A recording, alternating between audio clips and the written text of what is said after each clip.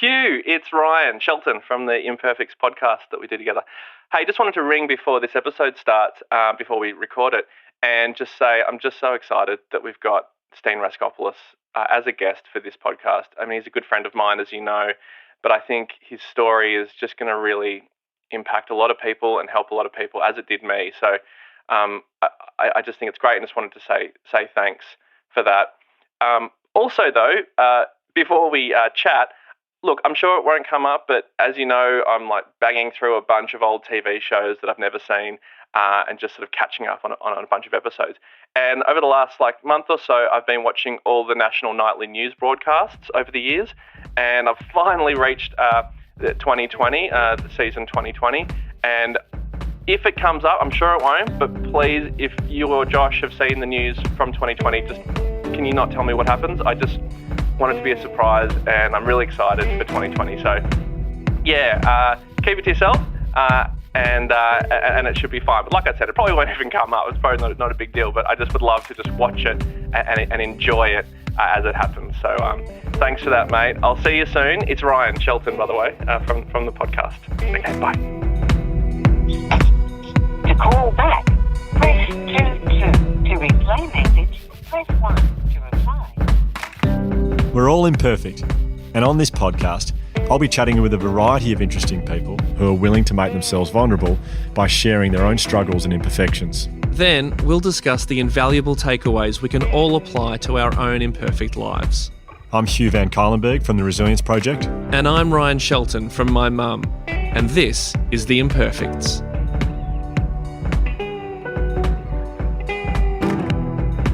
You know, two of the closest people to me, two of my closest neighbours, are both called Don. Multiple Dons. I've never met a Don before in my life. My only exposure to Don was was it Don Fisher on was that Neighbours? Is that his name? Donald Fisher? I could only give you references from 98 through to 2000. That's all I got for you. So okay. I think he was there in that time. All I know is Malcolm, 98? Libby and Billy, basically. 98, you would have been out of high school. I was in high school in 98. Yeah, year 12 to second year uni, got right into it. I was doing, Really? I was studying neuropsychology, and so too was Brooke Satchwell at Swinburne University. Right. And I sat next to her in an exam, and I was so flustered that I didn't do very well because I was sitting next to Brooke. What was her character's name again? Oof. Billy and Billy was the guy. Yeah, Billy was Was it Amy? Jesse No. Spencer. She was Yeah. Brooke Billy was oh god. We could get her on the podcast and ask her as one of the questions. Was her name? She owned the first ever house I lived in as a share house. Brooke Satchwell. Yep. What? She was our landlord. Hang on. Hugh, you sat next to her in uni and are they completely unrelated situations? Yeah, I don't think I've ever actually told you that, Hugh. Yeah, I had no idea about that. So hang on. Yeah, what was I've the never timeline? told you. Does that overlap? Nah, Josh would have been about this was- 4 years old then. In a share house. In my first share house. Yeah. Okay. No, this would have been about 2008, I reckon, in Burnley with a few mates. I was like 20 or 21. Wow. And you guys have never spoken about your Brooke Satchwell connection? No. We don't talk about Brooke enough, do we? I wonder if Brooke Satchwell could very well be Australia's Kevin Bacon. You know how there's everyone 7 degrees of separation from Kevin Bacon? Maybe everyone 7 degrees of Satchwell. 7 degrees of Satchwell. I reckon there's something in that. Because aren't we all apparently supposed to be 7 degrees of separation from everyone? Oh, Isn't dear. that a thing? I think so. Could be a new segment on it whenever we interview a guest, just how do they know Satchwell? Yeah. What's your Satchwell connection? Not knowing her name on Neighbours is killing me. Well, as a Yeah. producer, don't producers can't they The do internet? research while we're talking? And Yeah, it's a great Yep. good point. And he's Just keep talking amongst yourself, guys, and I'll interject as if I've... well, I remember when she was doing the exam next to me, and I was thinking, spent the whole time thinking, how do I talk to her? What could I say afterwards here? What could be my in? What's my?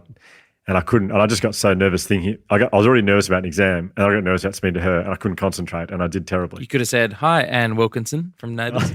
Anne, Anne? Anne. Did they call her Anne? Or did she have Billy and Anne and Billy? Anne? Nah, that doesn't sound right. Anne seems very wrong. Anne? Anne's a lovely name, but it's usually for people a generation a bit older.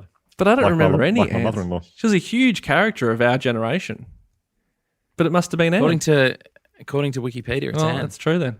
I was in an episode of Neighbours. What? As an extra in an episode, this is my Satchwell connection, with Brooke Satchwell. Serious. Yeah. Isn't that amazing? So I was, when I was in high school, I did a lot of extras work on Neighbours mainly, but like I did a couple of Blue Heelers episodes, but Neighbours was my main gig, Erinsborough High Kid. And one episode, it was the episode where Toadie and Billy and Anne were having their like muck-up day. It was their year 12 muck-up day. And I would have been, I guess, in year 10 or something at the time, but I was there and I was playing a year 11 kid being pranked by Toadie. And so I was... This is amazing. And so I was just a regular extra, and I got handpicked by the probably second or third assistant director and said, we want you. He could see talent. So he picked me out of the crowd and he said, you're going to be the featured extra. So I got raised to featured extra status in this episode. And the role I had to play was a high pressure role. I was at the lockers in the school, and the prank that Toadie was playing on my unnamed character was that when I opened my locker, all of these like foam beanbag balls would fall out on top of me. I remember that. I remember that. I have a really... Yeah, well, that's a pivotal familiar. episode. I mean, probably one of the most famous moments in Neighbours history. So not weird that you remember it. So this is extraordinary. Yeah, and so Billy and Toadie and Anne were like hiding around the corner, sort of laughing as I did it. But of course, I had to do it in one take because if I stuffed it up, they had to tidy up all the balls, refill the locker, and I luckily I nailed it. Anyway. Oh, it's a great 7 degrees of Satchwell, though. Yeah, it's a long-winded answer to yes, I've had an experience with Brooke Satchwell. But well, we should probably move on to today's episode. I'm just so excited about having Steen Raskopoulos on the show, and it's so nice of him to come on. But he's a good friend of mine. It has been for years now. And he was. I remember when you suggested Steen. I wasn't too sure who he was initially. And then I remember, I suppose when you explained to me why you wanted him on the show and bearing in mind what we spoke about in your episode, I thought, my gosh, he's so perfect. He's so perfect for this episode. Yeah. For this podcast. Yeah. If you haven't heard, so in season 1, the last episode we did, I was the guest, I guess. You know, you interviewed me, Hugh. And in that episode, without going into too much detail, I sort of talk about how I went through a real phase of just being really I struggled with Instagram specifically and just being struggling with my like envy and jealousy of other comedians and other just people in my life. And I sort of talk about how I dealt with that, and which is such a common issue, I think, for so many people, especially comedians and performers, but people in general. Anyway, one of the main people who sort of represented that envy and sort of triggered that envy in me was Steen. And whenever I would, and I was friends with him, like I met him probably in 2015 or so, but whenever I would look at his Instagram or speak to him or hear how he was going, he was always doing these incredible things, and he talks about all the amazing stuff that he's done. But I really, really struggled back in those days when I would speak to him or look at his Instagram and see these things. It would just be, I would be thinking, oh, I wish that was happening to me. I wish I was living that life, because he was getting on all his TV shows and selling out comedy festival shows and, you know, achieving all this incredible stuff, which I wanted for myself. But it wasn't until I saw the last show he did at the comedy festival where he was really raw and really vulnerable, and I won't spoil the story that he tells in this interview, but it really just gave me a whole new perspective on what he was actually going through. And I just knew after that, when we were thinking about people for this podcast, he was going to be perfect for it. And luckily he said he'd do it. Yeah, well, in the lead up to the interview, you said to me, I'd rather you don't know the full story because I'd rather you hear it for the first time through him. So I wasn't too sure what to expect. But yeah, I mean, it was late. It was late at night in Melbourne when Josh and I did the interview with him. And so I don't know what time it was in London. Because he lives in London, yeah. Josh and I were both quite emotional sitting there on the opposite side of Josh's studio listening to him talk because I thought it was going to be maybe a similar story to you and that he was struggling with jealousy about other people and he was struggling with, he didn't think he was successful enough even though he was doing this incredible stuff. I had no idea he was going to go where he did with his story and Josh and I were both quite teary listening to him talk. So he's incredibly brave in this interview. I am so unbelievably grateful because we've said before on this podcast that we think it's quite hard for comedians to do this because they kind of need to play a character in order to perform a lot of the time and then to actually show what their life is really like kind of takes away that, takes the mask off and it makes it hard for them to get back into that character or for whatever reason. But he was unbelievably vulnerable and I'm very grateful he was because I think his story is going to help many people. Yeah, I agree. And I just know there's so many comedians, especially young comedians, who look up to Steen for good reason. But I think it's important, and this is exactly why he told this story and why he did the show that he did at the Comedy Festival. It's important. And the reason why we do this podcast, it's important to know the whole story and know that just because someone is successful and famous or rich or whatever, you're not always hearing the whole story, and it doesn't mean someone's just always happy or resilient or anything like that. So this is incredible. And Hugh, it was just great to hear you chat with him, and I just loved hearing it back. So I'm really looking forward to everyone hearing this. Just a heads up for this episode, there is references to suicide, and if this triggers anything for you, Lifeline is a wonderful resource, and we strongly advise you give them a call on 13 11 14.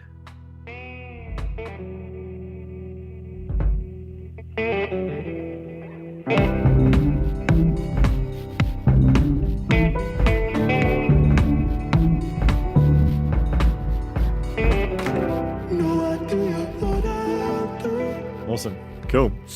Steen, thank you so much for joining us. I know it's, I was going to say, it's late here. What, is it midday over in London at the moment? Is that about right? Yeah, 12:30 in the afternoon. Okay. And London's slowly opening up again. Is that right?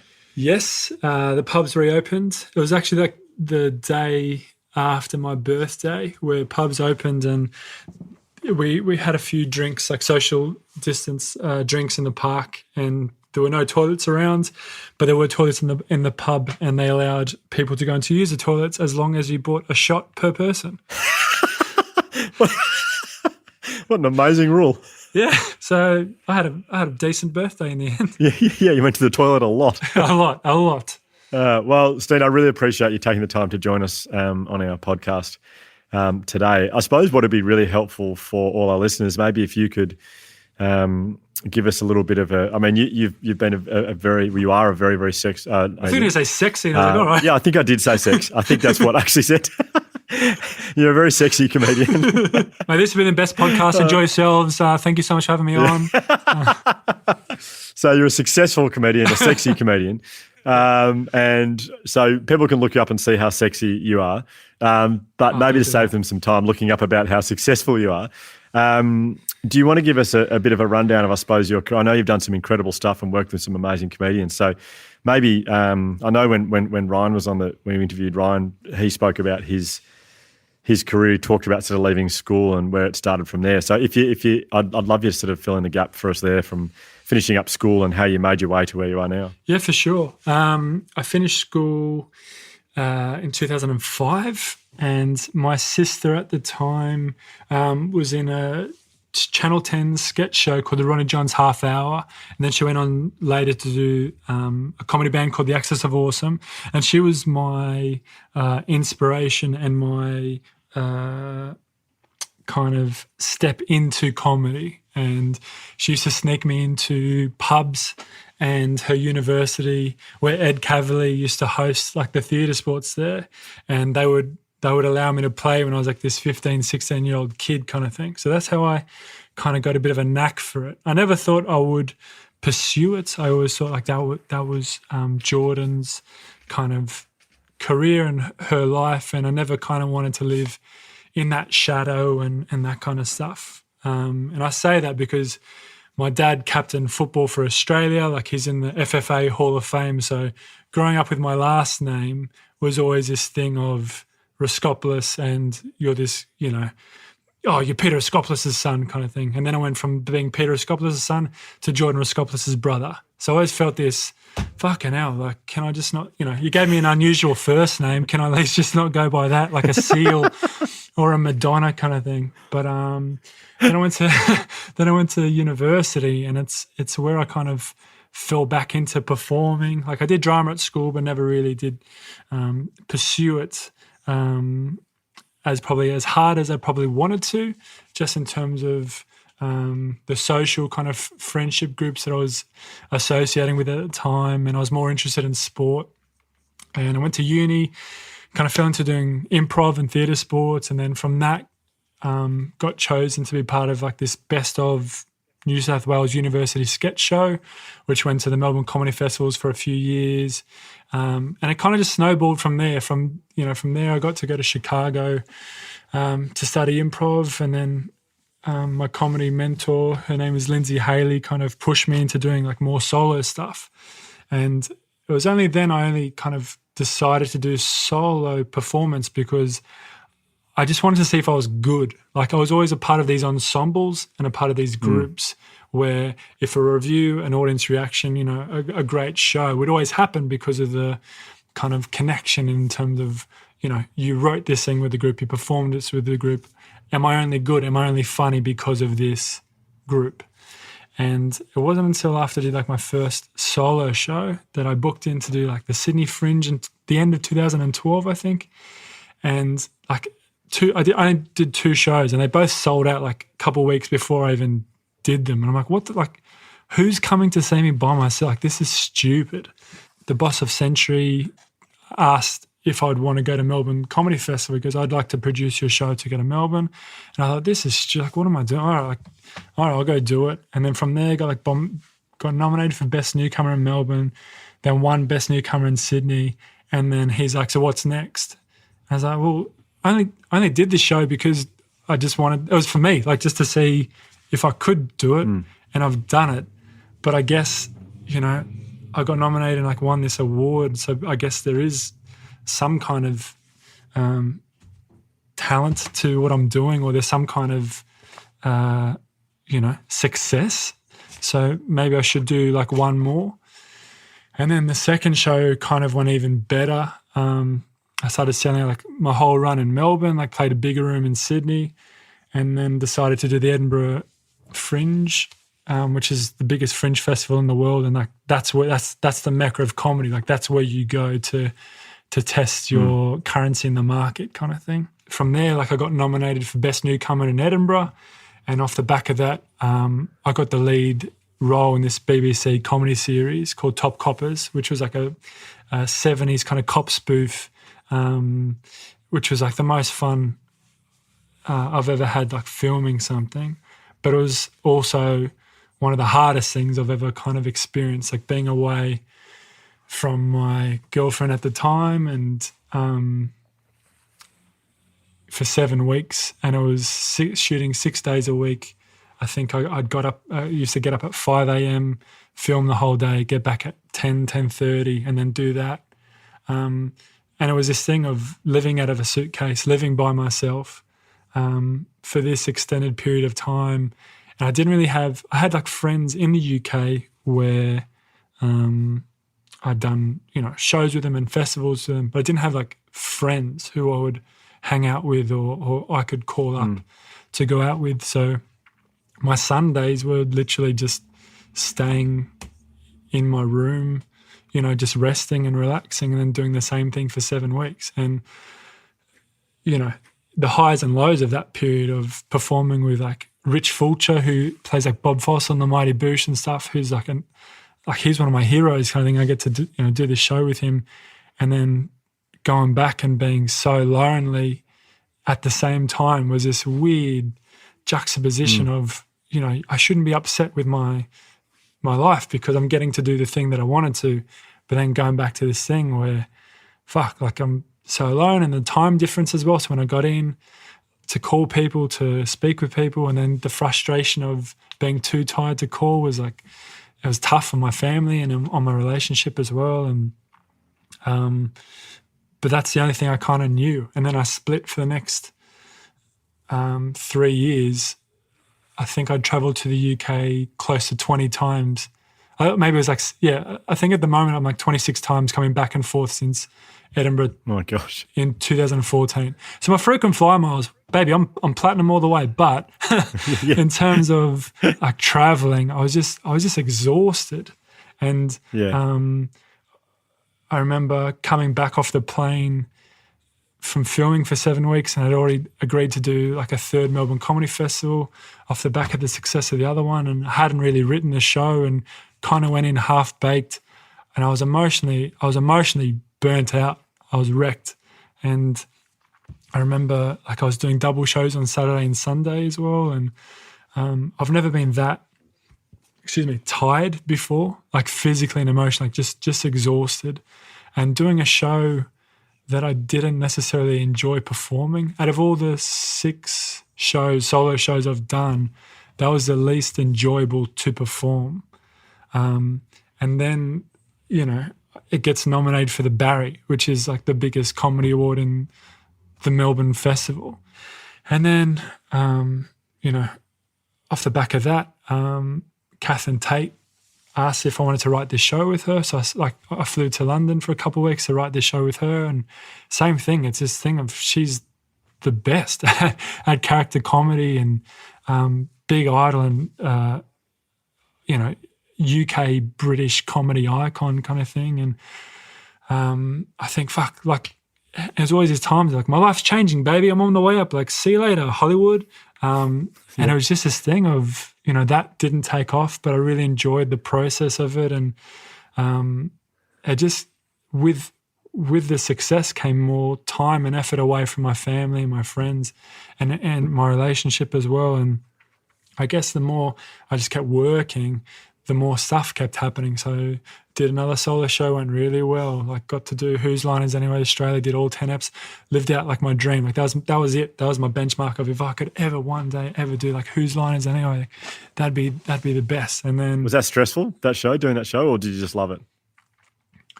It was stressful in a point because I was not happy in my life. Since high school, year 12, I've always had this underlying feeling of sadness, but I never had the emotional language, I'd say, to talk about it. And I think for probably like most, if not all of my life, I've always just been a passenger I felt like a passenger and just like going with the flow. And I think people would describe like very easygoing and chilled and like will do anything. But I think with that came a lot of anger and resentment that I'd pushed down that never really got to come out.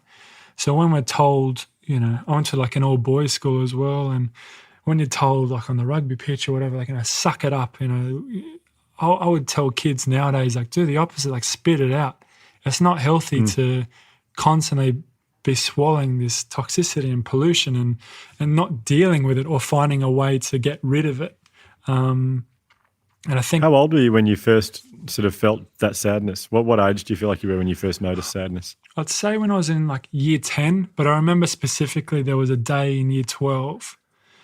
And it's the same thing. I think I've always been an all-rounder. So like in my last year of school, captain of the first 11, vice captain of the CA, like combined associated schools, house captain, prefect, all this kind of stuff, like did well in class. And I remember the like senior master of my school, who's like third in charge of the whole school, was my modern history teacher. And I remember just sitting in class and him talking, and I just felt so sad. And I remember just the whole lesson wasn't taking in what was being said, it was just trying not to cry in front of these 20 other boys kind of thing. And I remember, like, I tried to stand up when the bell went, but I was gonna cry, so I sat back down. And everyone left, and I still thank him. If I ever get to see him again, I'll thank him for it. But Mr. Lyle was his name, and he just walked over and he sat next to me and goes, "Are you all right?" I said, "No." And he said, come with me to my office now. We'll just go have a chat. And I think I had like 2 more periods of class, and he just sat me down and he said, like, "What's going on?" And I just started crying in front of him, and I said, "I don't know." And this was a thing, like that phrase, like, "I don't know," was something that had just kept following me. Like, even now, like, there's so many times where, and I know I said a lot, like, in my old relationship, was a thing of I didn't have the language. I didn't know how to communicate how I felt. I didn't know why I was feeling like this. I didn't know why I couldn't talk to these people about, I still don't, like, I didn't know how to say I was sad.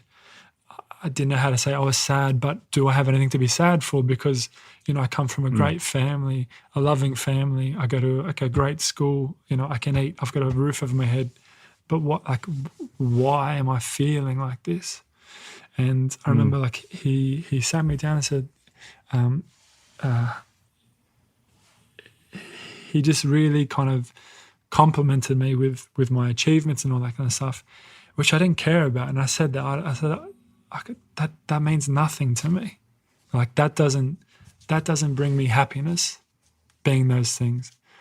Doing those activities, like playing sport, yeah, that brings me happiness because, and it's with my shows, it's because for an hour I don't think about anything else but being present in that room at that time with that group of people. These group of people, like, every night have given their time, their money to sit down and to enjoy themselves. And for me as well, with, like, I said before, I do like a lot of audience participation, but it's always done with love, and everything that I do with an audience member always makes them the star of the show. It's never to belittle them, to tease them, to bully them, because I don't know what they've gone through that day, that week, that year. And if they've come just to kind of, like me, like, escape for an hour, then that's my job to help them with that. And I think that's how I felt as well with like sport and performing. It was the only time where my brain would just stop thinking about all the negative thoughts, all the other kind of, I was going to say bullshit, I'm not sure if I can swear, but all the other kind of... You can swear, it's okay. Okay, you can swear. Fuck you. No, all this other kind of cloud, and just be present for that hour. And he kind of understood. Sorry, I was just going to say, I wonder if that explains how busy you made yourself when you left school. If when you're performing, you feel very free of that sadness. So I wonder if that is why you're so happy 100%. And I think the busier I am, I'd say the happier I am with my work, because I don't have time to stop. And with that Melbourne, when I was so sad, it was because I was working for 7 weeks nonstop and then gone straight into doing shows. But now I had like my days free. So I'd do like 1 or 2 shows at night. And I was doing like this improv show as well. So I was doing like, sometimes I do 3-4 shows a night. And then I'd just like sleep during the day. And I'd be so sad during the day. But it was what I said before, I'm not sure if you said it before we started, like that mask of having to switch from, being so sad and exhausted to all of a sudden, hey, the clown's on stage to make you laugh. My life's going great. It's really not, but I'm not going to tell you that. And then I'd say like jump forward like a couple more years, like doing more TV stuff and traveling more to the UK, and like my relationship broke down, and I was married. What do you put that down to? What was that? If I'm honest with myself, I don't think I fought for it. I don't think anyone did anything wrong. I think I didn't know how sick I was, I guess. And I went and saw a couple of different doctors, and they diagnosed me as a high-functioning depressive, or I have high functioning depression, and I think, like I was saying before, like I didn't know what I was doing or what I needed or how to communicate that, and there were so many questions being asked of like, should we move? Should we stay? Like, what you're doing career-wise? I need to know. And it was this constant thing of like, I don't know. And it was this thing just sitting in me, like I didn't know how sad I was as well. And in 2016, and then definitely in 17, I used to go have showers, and I'd sit on the floor, and I'd hit my head on the back of the tiles to kind of make the voices stop in my head and the negativity. I tried to make the physical pain kind of overtake the thoughts, if that makes sense. Absolutely, yeah. And there'd be times where I'd just be crying and sitting in the shower. Did you know at this point it was depression? Not really, because I kept telling myself, like, why do I have anything to be sad about? Do you know what I mean? Like I kept saying, why are you upset? You get to travel the world doing the thing that you like, and you get paid for it, and you're in this, great relationship, and you've got this amazing family, and there was a lot of personal stuff going on with my family that I probably won't talk about because it hasn't been spoken anywhere yet, and I'm sure there'll be a time and place, but there was so much stuff that not even my family or friends still know some stuff. So dealing with that in a relationship and trying to sustain a career in 2 countries whilst, wanting to hurt yourself was this weird feeling. I felt just discombobulated and getting pulled in so many different directions and didn't know where to start. I didn't have a starting point. So how bad did it get for you at the worst point? I don't know if I'm sort of skipping you through the story here too fast, but That's all right. Wondering how bad it got. Yeah, so I'll skip forward to 2018 when I did a show, and then I'll backtrack to the last year. I think it will probably help a bit. Yep. Yeah. So in 2018, I was divorced. I moved into a different country. Like I moved to the UK where I had been on periods back and forth, but I moved here, I think, just to have a break and to get away and, have a fresh start, I guess you'd say. And I moved into a shared house, which I've never done before. Living with people who one person I kind of knew and one person you're meeting for the first time, and people are arguing about paying for communal toilet paper, and it's just the thing I've never. I'm like, you fucking sit. Like I went and bought like 30 rolls. I'm like, it's all right. Like just chill. Do you know what I mean? But this was me at 29, like 30 or 29, 30 I think.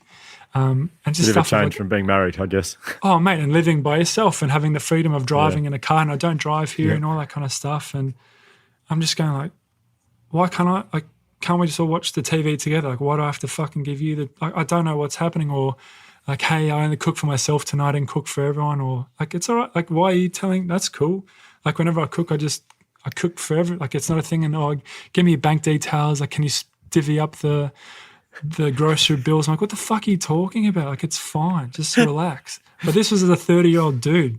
Like, not living in this shit, I guess, at university where I probably would have been more, yes, actually, you do owe me like $2.19 for that celery salad, Bethany. But anyway, so that was in 2017 I moved, at the end of 2017. And in 2018, I'd done a couple of shows before, and I'd always kind of used my comedy to express a lot of my feelings, but I always hid it. So my sister Jordan, who gave me everything in terms of getting me into comedy and all that, she is a trans woman but transitioned a few years earlier, and the way I dealt with that wasn't necessarily having a conversation with her. It was putting it in my show but disguising it through like a sketch and through humour. And no one would have known that. No one would have known that.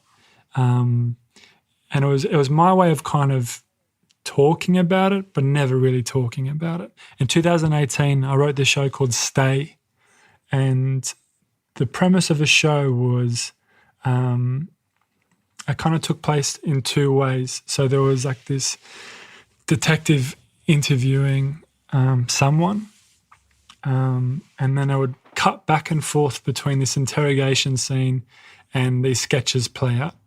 And it was all comedy. Like it was all, it was a comedy show as I'd done before, but I guess this one had a bit more narrative. And the more kind of show went on, the more what was being said in the interrogation scenes kind of played out in the sketches. And the last 7 minutes or 6 minutes, I deconstruct the whole show.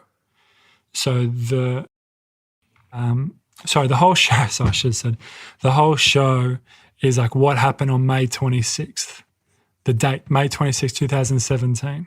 That's the arc of the show. And throughout, I'm like, I was with my papu that day, and papu was like my great-grandfather, and we have, he's got Alzheimer's, like dementia. And I always record our conversations. When I found that out, I've always recorded our conversations that we have, just for me, just to kind of have. And he's lived such an amazing, like horrifically sad, but now like this beautiful life where he was orphaned at 11 and digging graves for soldiers when he was 12, and he fled to Czechoslovakia. They raised him, went back to Greece, and they accused him for being a communist and had to go to jail, all this kind of like horrific stuff, and eventually moved to Australia, set up his own businesses, and, couldn't be happier.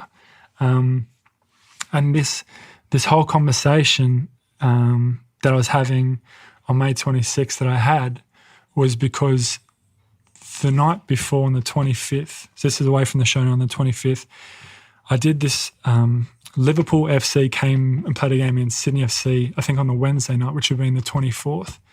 And from my knowledge, I was told like, hey, you just be like this comedy sketch thing that would kind of talk in between the commentators, just for a bit of laugh to break it up kind of thing. And they told me on the Monday, I think went in for like the group discussion, like the kind of team meeting on the Tuesday. The game was on the Wednesday. When I got there, I didn't know that like Fox Sports weren't airing the game as well. Like I just assumed that we were just the couple of sketches beforehand kind of thing, and maybe after the game having a bit of laugh. And when we got there, it was this thing of, oh, fuck, like the ABC is airing this game. And it was a thing of, not to discredit anyone, but like it was quite low budget and tacky kind of vibes of, the host Jules like tried to call Graham Arnold on a phone but had a loudspeaker while there was 90,000 people singing You'll Never Walk Alone. And it was, it was just a shambles. And it was the first time like I've seen myself in a headline in the news and on Twitter just getting absolutely fucking ripped for something that I thought it was just going to be a bit of a laugh. Like, who the fuck are these guys? Like, they know nothing. Why the fuck? And for me as well, in terms of the football element, like growing up with my dad, it's this thing that's always been around. So I felt this shame and felt like I let him down. And even though, like, I can't shout and, what it's like in the Twitter sphere, I can't just shout like, hey guys, I didn't really know that this was going to be the case. I thought like Bosnich and Slater and all that were going to be commenting on the game, and this was just like going to be a small thing watched by a small amount of people, and maybe you'd have a laugh because I take the piss out of how Daniel Sturridge celebrates his goals after and it wasn't this thing like, fuck you, why the fuck, this is so shit. And it was just a thing like, fuck. And the next day I felt the lowest I've ever felt, and a producer called us going, oh, hey, it's been a bit shit, hey, with the backlash. Hope you're all right. And that was it. I was like, far out. And I just thought, like, my career's over. It was a thing of, it's not something I wanted to do. Like, I don't want to be a sports reporter. I don't want to be a journalist. And I didn't think that I was that. And then that night, I just felt the lowest I've ever felt. And I had to go do a show at the Comedy Store in Sydney. So Thursday, Friday, Saturday, you get booked to do 3 shows. And I remember I did the gig, blanked, like just didn't even remember doing it. I drove home and I just had this thing of like it's not going to get better. Like this is rock bottom. Like you've hit rock bottom. Like there's no coming back from this. You've embarrassed yourself. You've embarrassed your family. People are just this thing is going to follow you. You know, you're divorced. I think I was a week into taking antidepressants as well. I think I was like 4 or 5 days taking antidepressants, and they were really fucking up and shaking up the way I was feeling and emoting stuff. And I just, I convinced myself that I was gonna kill myself. And I didn't write a letter, I didn't write anything, but I just had that in my head. That's what I was gonna do. And I cried all the way from the gig, composed myself, got out of the car, and I moved back home with my folks at that stage. And as soon as I got in, my dad said, "Hey mate, how'd your gig go?" I was like, "Yeah." He goes, "By the way, you've got to drive your papu first thing in the morning to the doctors. We can't, like, there's no one here to do it. You have to drive him." And I thought, like, well, excuse me, Dad, I've got something a bit more of a priority that I have to do in the morning, kind of thing. So I was like, "Fuck, all right." So I can't, kind of weirdly talk myself out of it because I had to help my grandfather go to the doctors. And I woke up still, I felt like a tiny bit better, but still felt quite low. And I remember I drove to pick him up. I drove him to the doctors, and he's from what he's been through, I can't even compare my life to that. And it was this thing of sitting with him and how happy he was to see this doctor, and it's how friendly he was to everyone in the waiting room. And I just kind of put myself back in my body a bit. Like, if this guy's experienced some of the worst heinous stuff anyone can imagine, and he's still, mid-80s, kicking, so happy, like, what are you doing? And I remember we drove from there. I had to go get him a disabled parking permit. And I remember the conversation we had from the doctors to the RTA was one of the best conversations I ever had. And he told me, like, how much he loved me and how proud of me he was. And it was just this huge, like, wave of emotion of, like, what the fuck are you doing? Like, what are you thinking about? And also, like, anger at myself of how could I even, like, get that low, or how could I even feel that I was going to do that to people who love me like that, and my family, and it was a big kind of shake up, like this huge reality check. So cut forward to the beginning of 2018. Sorry, can I just jump in very quickly? Yeah, of course. Do you think he sensed something wasn't quite right with you? Is that something he would usually talk about, how much he loved you and how proud he was? Well, it's fucked up, and I speak about it in my show, like, and I say in my show, like, he'll never know what he did for me that day, because with his Alzheimer's, he won't remember that. Yeah, right. And he'll never know, like, what he did. And I could go tomorrow, the next day, and be like, "Hey, you remember that conversation where you told me this?" And, like, you eventually, like, saved my life, essentially. So it's this, like, bittersweet thing of he'll never know that. But I had the recording, and I in the beginning of 2018, I went through all of the voice memos. It was like 12 hours of stuff when I was on holiday, and I just transcribed the whole thing, and I forgot about that conversation. And I was like, fuck, this is pretty good, like, in terms of powerful and good. And then I started thinking about, like, that whole week and where I was and what was happening, and I'd always wanted to do something with these recordings someday, but I didn't know what it was.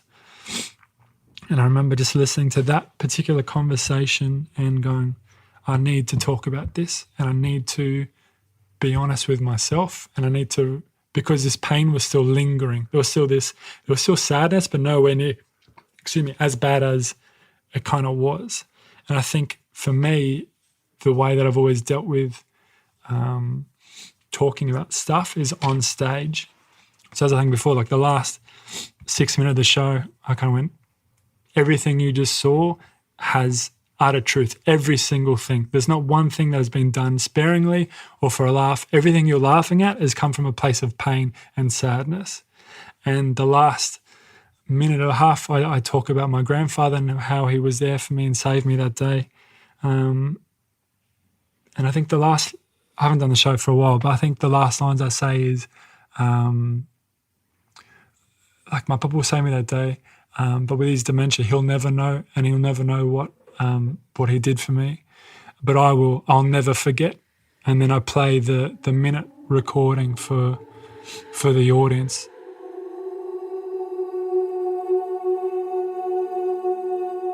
And the last line that I say is that's why I stayed.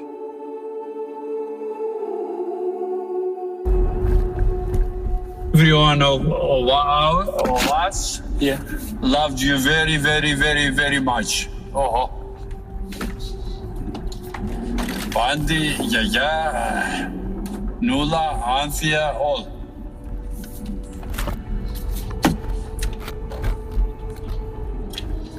But you deserve it, the loving. You deserve. You are a very intelligent boy. You understand?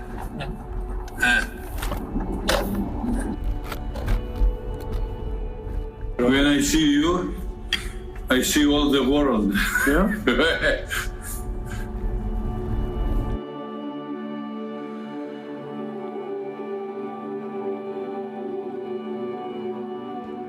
When I really like take off everything and strip everything. The last 6 minutes, I always couldn't not cry. And the first, 30 times I'd say, it was still so raw.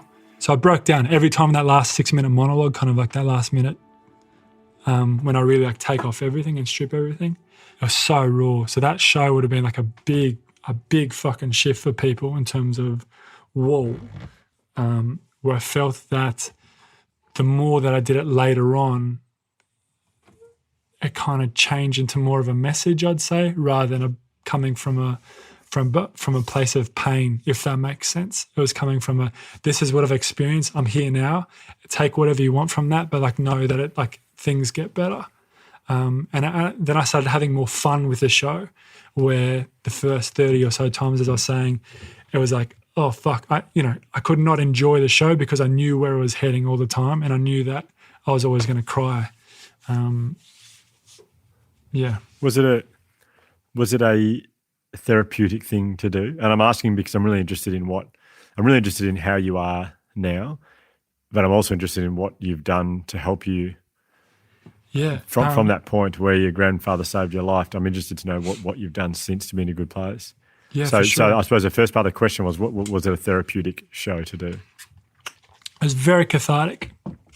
Very cathartic. And it was good. But for me, I did the show blindly. So the only people that knew about it was the director and my current girlfriend, my very new relationship at the time. she was the only one that kind of knew. And I remember my management going, hey, in Australia, hey, we can you just I know you're doing a few trial shows in London. Is there any chance you could, I don't know, send a voice recording of your show, just so we kind of know the flavour and what it's about? And even then I was like, yeah, no problem.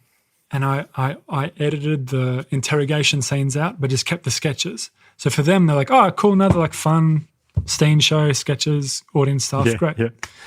And then I did one trial before I went to Melbourne in Sydney. And this was still script in hand. I was still kind of learning the show. And one of my agents was there, and she came backstage bawling her eyes out of babe, what the fuck? And I was like, hey, sorry. And this is how people were finding out. So this whole, people's relationships with me, whether from university or high school or even from birth, my mum and dad had no idea. would, like, the first time they saw me speaking openly and honestly about stuff was them watching this show. So the only people, I told my mum and dad, hey, I've got no control with what the press say in terms of getting reviews and stuff. So just so you know from me, this is what the show is about. And I told them. And then, you know, we had this massive discussion on the edge of their bed for 3 hours. And even that was so cathartic because it was the first time I felt I was completely vulnerable and honest to them.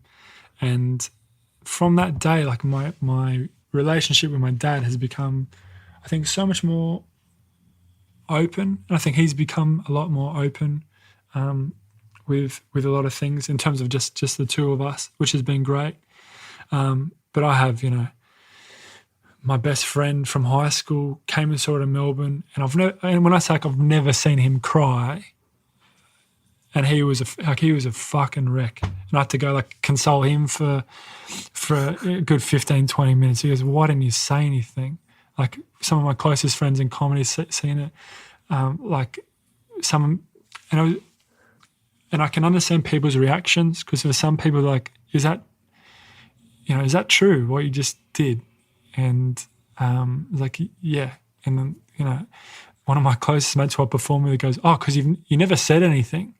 It's like, yeah, like, that's the whole fucking point of the show, mate. This is the first time I'm being honest with myself and with people. Other people were incredibly angry that I never kind of felt that I could go talk to them about stuff. I know, like, Ryan as well, he came and we had, like, this really good discussion afterwards where he just wanted to take me for lunch and pick my brain for, like, a good hour and a half. And, you know, it was the first time he kind of was vulnerable with me. And I remember, like, Haim saw the show and sent me this message afterwards just going, "I promise you from," like, it was the nicest message. It was like, "I promise you from this day, you'll never be alone again. Like, I promise you, you'll always have people around you who, like, love you and support you," kind of thing. And it was just this thing of, it felt like the right decision that I did it. Where I had, you know, even the day before I started, I'm like, fuck, am I making the right decision? Because this could go either way. But I think the best responses that I had were from dads and parents who would Instagram message me or private Facebook message me and go, you know, "I just had this 2-hour conversation with my kid or my son, and I've never felt that open and vulnerable with him, and, you know, opened up this new channel that I could talk to them and feel comfortable talking to them." And I think that was, for me, they were the messages that kind of resonated with me and going, like, that's it. Like, that's the purpose for why this happened, I guess, to start these conversations. So that's like, that's the show that I kind of did. And in terms of answering your questions after that, I went to get a therapist here, which I had a really great one in Sydney, but when I moved, kind of couldn't keep in contact because she was too busy, and in terms of Skype sessions, and I didn't particularly want to do that. And I say this for people, like, keep trying to find the right person for you. I think for me, the first time I went, it was the most horrific experience where I saw a psychologist, I think, the week before, and spoke to him for 75 minutes and kind of laid everything on the table of, like, this is what's happened in the past, you know, 5 years, at least, in terms of, like, the most meaty kind of bits. And he's like, "Cool, we'll get back to you in the week, and then you'll start seeing someone." And my whole thing was about flexibility. With my job, I have to be able to travel, work. I can't have a set time, and that's just my life. I can't have this thing. "Yeah, no problem." And a week later, like, "Great, you've got this new person. It's like, it's this lady." And I remember just waiting and then, like, feeling good. I was like, okay, we're about to start talking about stuff again. This is going to be great. And this woman walked out and she just looked me in the eyes and she went, like, "Steve?" And she called me Steve. Like, this is not going to fucking go well. And I was like, "Oh, Steen?" And she looked at the paper, was like, "Yes." and then said, follow me, like led me through this like intricate maze. I felt like there was like a troll going to ask for fucking like this riddle to get past and light this torch to get down to the dungeon. And we get down to the saddest, darkest room you could find in a place. That was no more than like 2 meters by 2 meters. There was like 2 chairs in the room and that was it.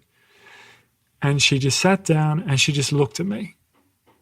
And I'm not exaggerating. It was like, I'd say a minute, 90 seconds. And like time just sitting somewhere looking at a wall for like a minute, 90 seconds where nothing is said.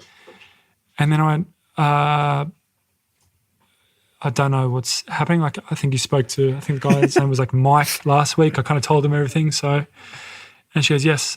And just looked at me again. I'm like, okay. And he gave you the sheet of what I said last week. Yes. And then I'm like, I'm sorry, I don't know what's happening. And she goes, you can speak. And I was like, okay, well, yeah. So like years ago, and I started going back through the whole thing, and then 2 minutes into it, I just went, I just have to, like, I don't know what's happening. Like, I don't know what this is. I don't know what's going on. And she went, it is whatever you want it to be. And I'm like, and my only example previously was this amazing doctor that I was seeing in Sydney where it was this conversation and, you know, going back and forth. And I went, like, I don't know what is happening? And then she didn't say more. I said, listen, like, I don't feel comfortable. I don't know what's happening. You know, and she goes, oh, this is like, I can't remember the name of the approach or whatever she was doing. And she goes, yeah, this is what's going to happen for the next 8 weeks where you're just going to talk and whatever like stream of thoughts going to come out, you're going to talk about. And I said, well, I can't. Like next week I'm flying to America for a thing. I can't, you know, I don't have, well, she goes, no, like you have to be here. I'm like, well, that's not the conversation I had with the other, like, anyway, I ended up leaving after 15 minutes and she goes, but you still have to pay. I'm sorry, you know, I can't help you, but you'll still have to pay. And I'm being so angry and so like, why did I, you know, I put myself back out. Like I was saying, like my physical side, I hired a personal trainer doing this kind of stuff. And that's what I go through. And then long story short, put it off for another 6 weeks, but still kind of, you know, straight, you know, you have your up and down days, and then found this amazing, I won't say her name, but she's amazing. And she's this 15, 20-minute walk from my flat to her office. And I get to walk along this like amazing like woodlands walkway in the morning. And my therapy is at 8 a.m. in the morning. Like what the fuck did I think of, like, but for some reason it's 8 a.m. on a Tuesday morning. And it's always a thing of, you know, you wake up, you're like, why did I, every Monday, like, why am I doing this? But it's so nice to kind of have this beautiful walk through these woods for 20 minutes and you just hear the birds like chirping in the morning, and then you get there and you have this great conversation and kind of feel being heard as well not for the first time, but kind of she gets it. You know, when people just get it, like, oh, mate. And she asks these great questions, and she has like a bit of Greek heritage as well, so she gets a lot of the shit that I'm experiencing, and I'm so lucky and grateful that I kind of found her at that time of like coming out of the show and then meeting her, and you know, in my personal training is great, like having this great network which I didn't have before. So I feel like now I've got this great network of people looking after my physical health and my mental health at the same time. And I guess with living here a bit longer, I've made some friends like who aren't in comedy, which that's the big thing I miss back home. All my best friends are like my schoolmates, or some guys I went to uni with who don't perform. Know nothing about comedy, you know. So when I go like, you know, what have you been up to? Oh, I just filmed this like Netflix series for the past 2.5 months. Well, I don't give a fuck about that. Like, you know, who are we going to bloody bet on the horses? You're like, oh, that's what I've missed. Do you know what I mean? Like that's yeah, totally. Because I hate talking about shop. I hate talking about, and you do that in terms of like festivals and stuff. Like, what review did you get? Like, who came and saw your show? Did you hear this person's producing this new show? Like, I hate that. I always have this mentality of like a golf swing. If I'm more worried about how further you can hit the ball, how you can slice your ball, cut your ball, then I'm not focusing on what I can do and focusing on my game, if that makes sense. Totally, and if I'm more worried about other people, then I'm not worried about myself. So, like, just do the best you can do. And if you put in the hard work, like that's You know, my dad always said, do your talking on the pitch. There's no point talking about how good you are. Show people. How do you think your dad would describe you? If I was to ask him and say, I'm just really fascinated with the relationship, how much it strengthened through your being vulnerable with him. How do you think he'd describe you? I think he would say, I'm an extremely kind and humble kid. And I think for me, that's all I kind of want from that. Like my achievements or whatever I've done in the past, like it doesn't matter. But for Dad to say that I'm a good person and he's proud of me for that. And how would you describe your dad? I think incredibly funny, incredibly generous. I think for my early stages of career, very, very short fuse. Loved a good shout when you were mucking up. I remember I was talking in a car once and he kicked me out of the car and then drove home. Were you talking in the car? Because I was talking too much, yeah. He goes, stop talking. I'm like, oh, yeah. And then like talking to my 2 other siblings at the time and he's like, get the fuck out. I was like, what? To his credit, he did come back and pick me up a minute later, but for a good minute, when I think it was like 6 or 7, I was like, this is going to be a new life. Like one day this will be a biopic, but at the moment this is quite stressful. But I guess with older age, he's kind of really mellowed out as well, and I think he's taken a lot of the high pressure situations from work and stuff like that, and like what my nieces and like nephew get away with now. Like if I did that when I was a kid, oh my God. Like, it's that thing of like, I wish I lived in like this time period, like with my dad, with how fun and nice and, you know, I'm not saying he wasn't before, but there was definitely a time of like serious dad and like a super friendly fun dad. Where this just seems like, oh yeah, come on, we'll get an ice cream. It's like it's breakfast. It's all right. Like what kind of nutritional values are you teaching these kids? I totally resonate with that. The food that my 3-year-old gets off my mum, his grandma, things that I wasn't allowed to have when I was 18, and he's 3. Oh mate, and he's eating donuts and it's extraordinary. We blew bubbles in our soft drinks at like this super swank Chinese restaurant in the Rocks when I was like 7, and my dad goes, do it again, we're going home. And we did it again. And to the man of his word, he paid the bill and we all went home and didn't eat dinner. And it was this thing of, you can go out with me now. I'm not exaggerating. You got me now. If anyone puts a straw in my glass, first my like Pavlovian thing, I just take it off and I put it to the side. And I'm like, what are you doing? I'm like, I can't blow bubbles, man. I don't want to ruin tonight. Mate, hand on heart. It's like this thing that's just like, I've learned my lesson that night. But I would say that he's amazing, is the short of it. He's awesome, as is my mum. I love hearing you talk about your parents like that.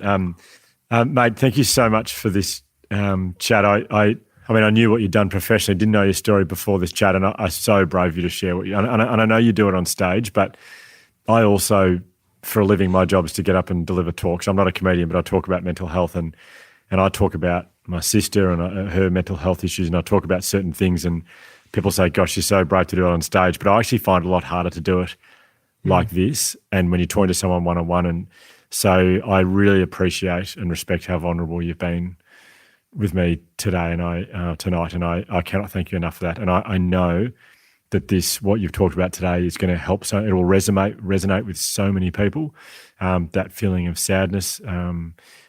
But I know what you've talked about will also be really helpful as well, as far as being brave enough to be vulnerable and speak to the people you love. I think it's incredible. So thank you, mate. Oh, thanks, man. And I just finished, like, it's a thing that it doesn't ever leave you, but it gets easier. I think you said that as well, like it gets easier. So I'd say the last year, coming off the back of that show, it's been my most successful in terms of from some of the opportunities I've had. But a lot of those times it doesn't resonate with what the achievement is, because a lot of the smaller things in life are making me happier now than the actual job, where before you were chasing this thing. And I think it's this thing of like goalposts. You think you want this thing and then you attain it, you achieve it, and it's like, well, what's next kind of thing. So I think it's so important to just constantly make sure that you're comfortable and you're happy in yourself, and like like the phrase like water off a duck's back. For me, it's a thing of like, yeah, but what if that water's fucking boiling? Do you know what I mean? That's not a thing where you just get to put it to the side. Sometimes it leaves scars, it leaves pain and that kind of stuff. But you know that. But don't be afraid to share that with other people as well, to kind of take the stress off and the burden off. And I think a lot of people I think in the past, I'd say 5-10 years, especially with I'd say, I can't speak for everyone, but young men, it's become a lot easier to speak up. And I strongly keep encouraging, young people, old people, whatever it is, just to always check in with their friend. And it can just be like, you all good? You okay? Even when they're having, the most success or they seem the most happiest. Sorry for adding that in, but I think that's incredibly important as well, because you never know what's going on behind closed doors. Well, you are the perfect example of that. Someone who is kicking the biggest goals possible in your profession and yet having that sadness underneath. I think, you're an incredible example of that. So thank you for that really powerful message. I think we speak at schools a lot, and I can't help but think that's just like we started this conversation with you at school, and I can't help but feel like this is a really powerful message for kids at school as well. So awesome, mate. Thank you so much. Same time next week, mate. Yep. Yeah. Free therapy. I'm happy about this. What do you reckon, Josh? Anything you want to add or? Amazing. Incredible, Steen. Thanks so much for being so vulnerable and for telling such a powerful story. All good, man. I find it really fascinating to think about what you've done with that show, thinking about that conversation you had with your teacher where you couldn't express yourself, and you had no way of conveying that pain and sadness that you were feeling.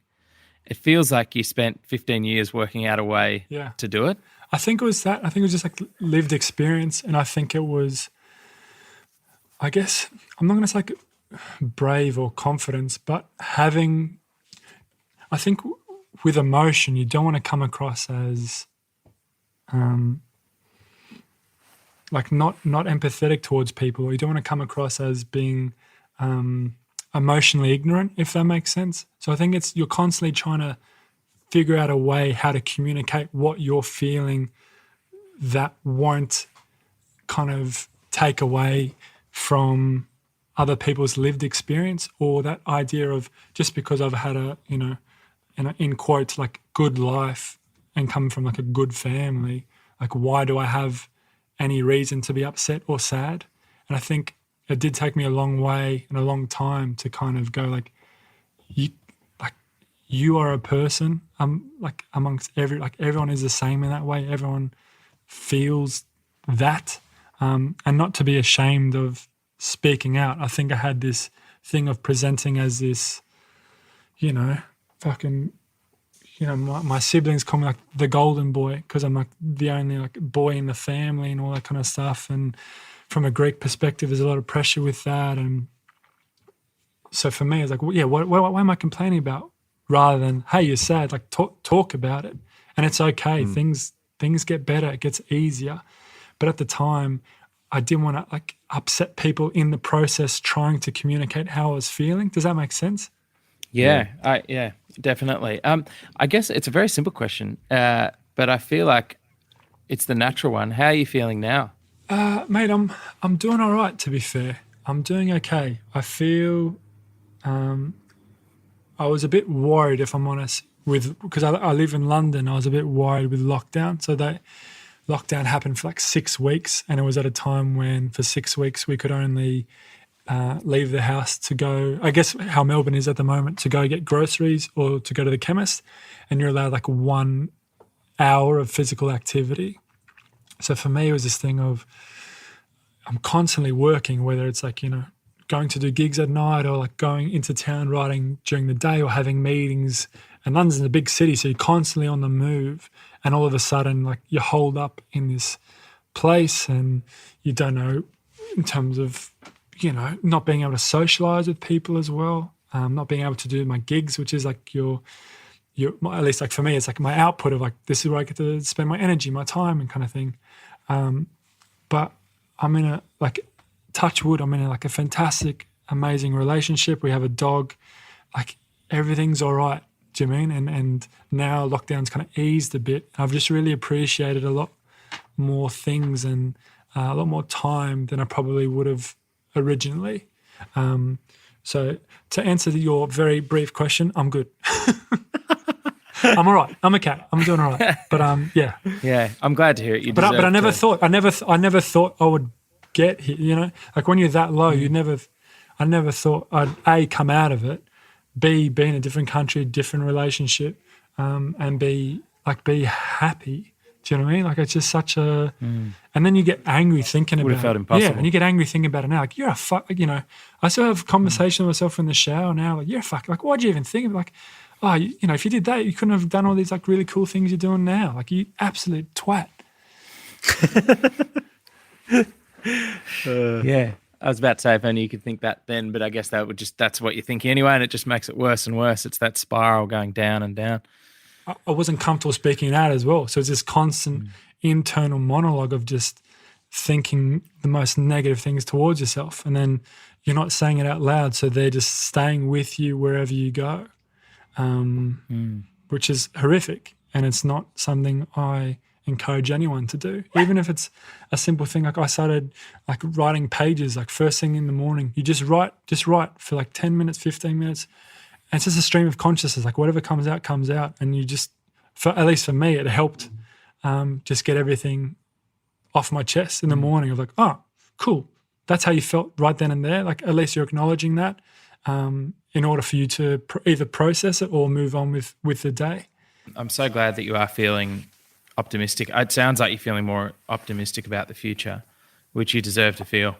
I think I've done some cool jobs that I'm excited for people to kind of like see, and I've started to kind of have ideas for like a new show, which I've been so emotionally exhausted after that other show. Like I had nothing in the tank, like I had nothing, and I kind of told everyone, like the magician's secret, I told everyone how I wrote my shows. So it's this thing of like, how do I even take that back, or how do I write in this new way? That's vulnerability. Yeah, do you know what I mean? I'm like I've done everything. like what do I talk about? But now I just feel like whatever I do next from a live perspective, it's just going to be like a super fun show. But then in 3 years' time, I'll say, you thought it was a fun show, sucked in losers, it was sad again. It's all sorted. You've got it sorted. Yeah, that's it. Awesome. So good, mate. Thank you so much. I absolutely love chatting to you. I really did. And I, if you're ever allowed in Australia again, we'd love to have a beer with you. Oh, I'd love to. We're all right.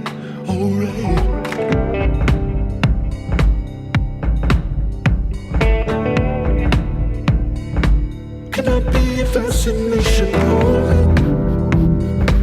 Cause you hold the feeling in the room. But you want the beat, I need the drum. Holding the pieces that just falling. Whatever happened to me? Well, Hugh, I first of all just want to say thank you for doing that and making that just such an important, I just think that is just such an important chat to have and such a great story for him to tell. I saw that show, the show called Stay that he was talking about, and like he said in that chat, that was the first time when he told that story, when he played that audio of him and his papua. I had no idea. I had zero idea. I mean, I knew him. I know him pretty well, and at the time knew him pretty well. Like spoke every now and again, but had no idea he was struggling in any way like that. So when I went and saw that show, like everyone else that went and saw that show, we were finding out that he had depression and anxiety and these thoughts. That was the first time that we found out. So I'm sitting in the audience laughing along at the rest of the show, and then all of a sudden he tells this tells us this thing at the end, tells us the story at the end. And it just hit me. Like it just hit me so hard because as I'm sure, as it would with, if any of my friends told me that they'd been struggling to that extent and I didn't know. So I'm just... What did you do when you found out? Like, did you speak to him later did you give him a call or did you... Oh, well, I was messaging him because I was going to catch up with him after the show anyway. But I just called him a few times and then he answered and I said, "Where are you?" I just needed to hug him. Like I just needed to just give him a big hug because I just didn't know how else to. I mean, I didn't know what to say because he's obviously written this whole show. He's obviously, I mean, he was crying on stage when he was telling the story, but he'd obviously dealt with it a lot more than I'd dealt with it. I'd just heard the news, so I was sort of just trying to process it. What does this mean? How is he now? Where is he at? All those questions I was having, and like he said, I just wanted to, I wanted to hug him first of all, and I just hugged him for an awkwardly long time, and then in the days following, I think we caught up for lunch or something at some point, and yeah, I mean I've lost a friend. A long time ago, I lost a friend like this, and I think when I heard him say this, I'm just, and it was the same with that other friend of mine. Like I just never want that to happen again if I can help it.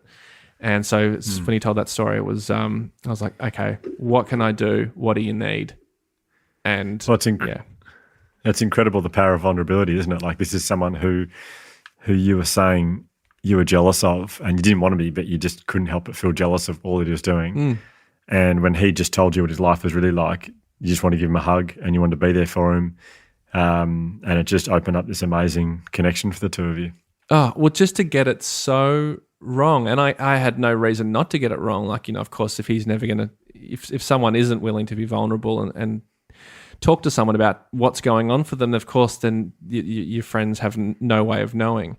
And that's what's so tough about this. But when I knew, it was just like, okay, well, let's now figure out.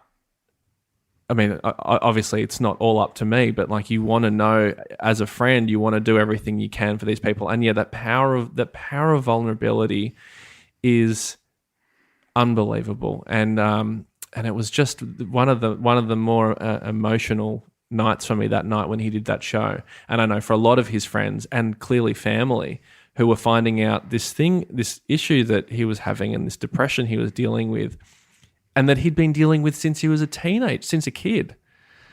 Like it's heartbreaking, but the fact that he had the courage to then tell that story I'm just so thankful that he did.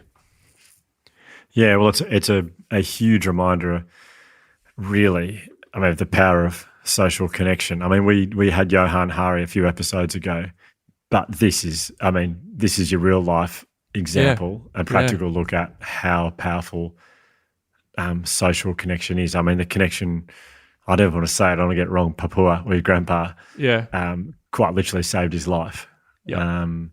So, I mean, especially at a time like this when, everyone's, depending on where you are, you're in lockdown, you're out of lockdown, but the threat of lockdown is always sort of hanging over our heads at the moment. So, I mean, so many people are struggling around the world right now. Yeah.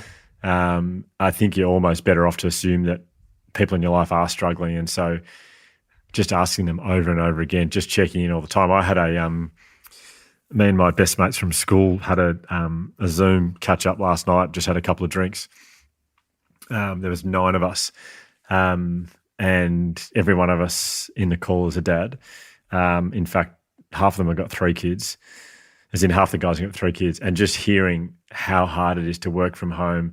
Their wives are working from home, they've got 3 kids, and the battle, and everyone was just, not one person said, yeah, no, it's fine. Honestly, it's not that bad. Everyone is really battling. Yeah. And the main comment today in our WhatsApp chat, like we were just heaps of references from things that happened to chat last night, but the main one was last night was so therapeutic. Like everyone was just referencing how therapeutic it was just to talk and just to chat. And yeah, I mean, there's so many things we're doing to make sure we get through this lockdown and however long this goes on for. But I think the most powerful thing we can do for ourselves and for the people we love is to stay socially connected. Yeah, totally. I mean, I remember when the very first lockdown happened, like back in early 2020. I found apps like House Party, and I'm organizing all these Zoom dinners and drinks with all these friends, and there was sort of a novelty aspect to that where it was like it's important to keep hanging out with friends. Yeah. But then as the time went on, I've done that less and less and less, and it's really something that whenever I've done it, just connecting in any way, it's such a good thing. But you've got to kind of schedule it in almost, so you've got to kind of plan for it, because otherwise you just end up watching shit on YouTube. Like the amount of videos, like I would pay good money right now for people not to see my YouTube search history. Like it would be somewhat humiliating, not for any kind of like gross reasons, but just embarrassing. Like, I'm not a musician, and anyone that knows me will tell you that. I'm far from a musician. But the amount of tutorials I've watched on how to play musical instruments and the videos I've watched on, like, you know, here's my new 2020 desk setup. Like, I've watched so many reviews on computer keyboards. Like instead of doing that, I need to be like calling friends. That's what I should be doing. Yeah, totally. Well, we all have the different rabbit holes that I think I've watched every single 400, 800, 15-meter race at the Olympics for the last... Is that your thing?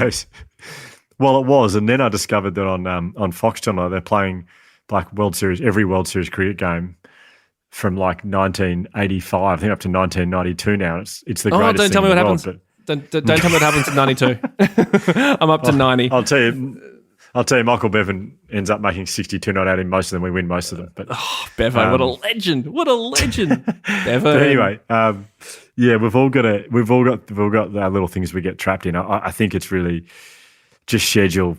Just like think about write down a list of 10 people that you miss and you wish you could catch up with, and whatever you do with them, whether it's a coffee, whether it was a tea, whether it was a beer or wine, schedule in to do that with them. And it's not quite the same thing. And Johan Hari said a couple of episodes ago, there's something a little bit off with FaceTime or with Zoom, whatever, but it's better than nothing. And I agree that it's a little bit off, but gosh, we're so lucky to have that option now. Back in 1918, 19 during the Spanish flu, you literally could not see your loved ones. There was I can't even begin to imagine how it would have been back in 1918, 1919. You can still see your loved ones now. So we've just got to schedule it. And every single time I've done it, I've just felt so good after it and for the days after it as well. Yeah, so true.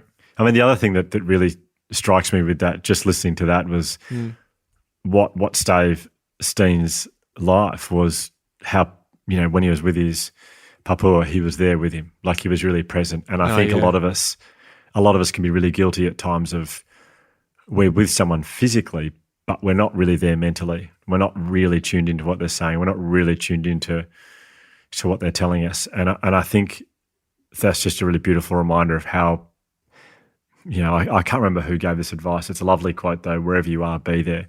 And this is, getting into talking about mindfulness, which I'm pretty sure we've discussed already in this podcast, but it is, everyone knows what it feels like. You're sitting around the dinner table with your loved ones, whatever it is, and you realise you haven't listened to what anyone said for the last 5 minutes. Yeah, you've just been thinking about something that's happening tomorrow for you, or something you forgot to do earlier that day, or whatever it is. Yeah. Maybe an issue popped up during the day at work and you're thinking about how you're going to respond to that tomorrow, or we spend a lot of time thinking about the future and a lot of time thinking about the past. But the only thing we have control over really is right now, and I think we need to get better at being there. What's that? The percentage, the ratio that you talk about? Yeah, so I heard this talked about. I heard a psychologist discuss this at a conference at the convention centre last year. So I'm hoping to get the numbers right, but she said we spend 49% of the day thinking about the future and 34% of the day thinking about the past, which gives us 15%. 15% of our day we're actually paying attention to what's happening as it's happening. which, Amazing. as you've said to me before, is really sad because 100% of our life is the present moment. Yeah, and I definitely didn't come up with that. I've definitely stolen that from someone. So let's not attribute that to me in your bibliography. Well, Hugh, that was just amazing, and I hope people got a lot out of that because. And if you don't, if this is your introduction to Steen Raskopoulos, he is an incredible guy, incredible comedian, and if you do ever get a chance to see him live, it's a lot of fun. So it's worth going to watch him. You said the cold couldn't burn us. We're alright.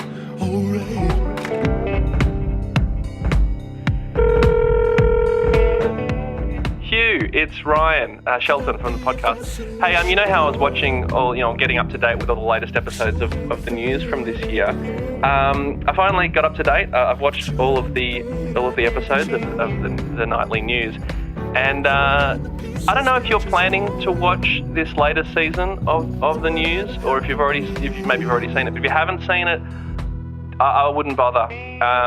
It's not that it's badly written or poorly produced or anything. Like, there's some really interesting character arcs and stuff like that, but overall it's just a downer of a season. Like, it's just like, compared to other seasons, like this one's like, they've been getting grimmer and grimmer the last couple of years, but this one's like, they've really gone dark. So anyway, I just wanted to give you the heads up in case you hadn't seen it.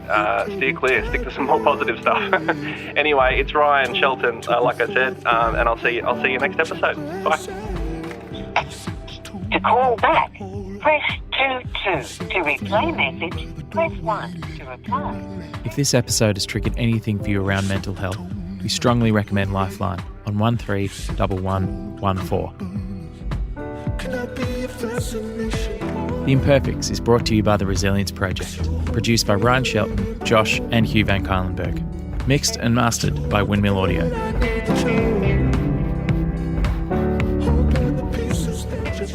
A very special thank you also to No Mono for allowing us to use their track Keep On as the theme for this podcast. Like I'm a ghost inside your head. I'll never go back home. 'Cause I can't stand to be alone.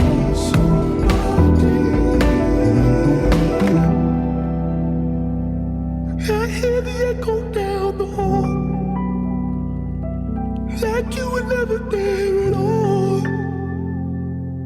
Just leave me down here.